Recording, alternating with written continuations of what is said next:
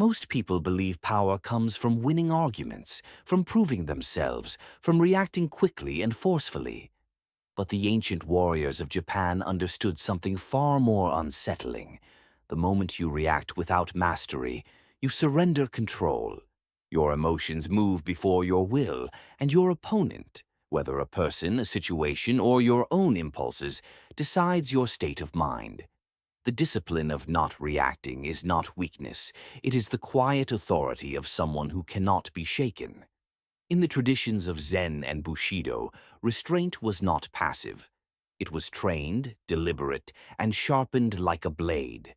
Miyamoto Musashi, undefeated in over 60 duels, wrote that the true battle is not against another man, but against the self that rushes forward without clarity. He warned that emotional turbulence clouds perception, and perception is everything. To see clearly is to stand still while others lose themselves in noise. Chapter 1. The Moment Before Movement. In samurai training, students were taught to value the pause before action. That pause, often invisible to others, was where mastery lived. Zen monks called it awareness without attachment, the ability to witness emotion without becoming it. Musashi practiced this relentlessly, refusing to be provoked by insults, delays, or deception. He understood that reacting too soon revealed intention, fear, and weakness. In modern life, the battlefield has changed, but the test remains the same. A careless comment, a sudden setback, a perceived disrespect. These are today's duels. The untrained mind responds instantly, driven by pride or irritation. The disciplined mind observes first, allowing emotion to rise and fall without command. Chapter 2. A Man Who Reacted Too Quickly. There was a man named Kenji, not a warrior, but a professional in a demanding environment. He prided himself on being competent and reliable, yet he found himself constantly exhausted. Every criticism felt personal, every delay felt like an insult. He reacted to emails late at night, replayed conversations in his mind, and defended himself even when no attack was intended. Kenji believed he was protecting his position, but in truth, he was leaking energy. His attention was always elsewhere, tied to the next reaction. Like a swordsman swinging wildly, he was active but ineffective. Over time, the weight of constant response dulled his focus and hardened his temperament. Chapter 3. The Encounter with Silence.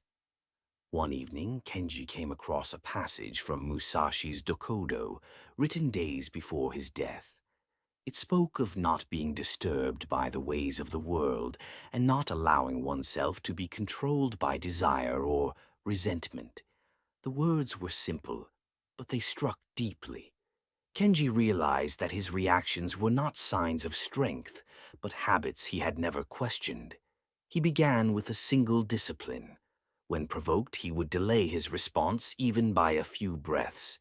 At first, this felt unnatural, almost dangerous, as if silence meant surrender.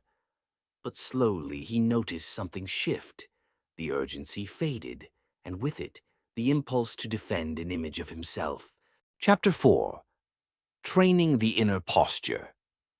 Samurai did not train only the body, they trained posture of mind. This inner posture determined how one stood before chaos. Through repetition, restraint became instinct. Zen practice emphasized returning to the present moment again and again, regardless of distraction or discomfort.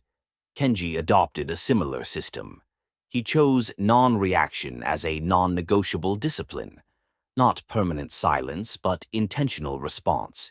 He observed his thoughts without immediately believing them. The more he practiced, the more space he felt between stimulus and action, and in that space, choice appeared. Chapter 5. Power That Cannot Be Taken. As weeks passed, others began to notice a change. Kenji spoke less, but when he did, his words carried weight. He no longer explained himself unnecessarily or reacted to every provocation. Situations that once consumed his attention now passed without disturbance. He was not detached from life, but anchored within it. This is the quiet power the samurai sought. When you do not react, you do not reveal your inner state to the world. You conserve energy, maintain clarity, and move only when movement serves your purpose. In Bushido, this was considered a form of dignity, an unspoken declaration of self-mastery. Chapter 6. The Cost of Mastery. Not reacting does not mean suppressing emotion. It means allowing emotion to exist without letting it rule you. This discipline is demanding because it removes excuses. You can no longer blame others for your state of mind. The responsibility returns to where it has always belonged. Musashi warned that this path is lonely. Few choose it because it requires patience without applause. Yet, it is the only path that leads to true freedom. When nothing outside you can compel a reaction, nothing outside you can control you. Chapter 7. Returning to the Center. In Zen, practitioners speak of returning to center again and again, not as a destination but as a practice. Each moment offers the chance to react or to remain grounded.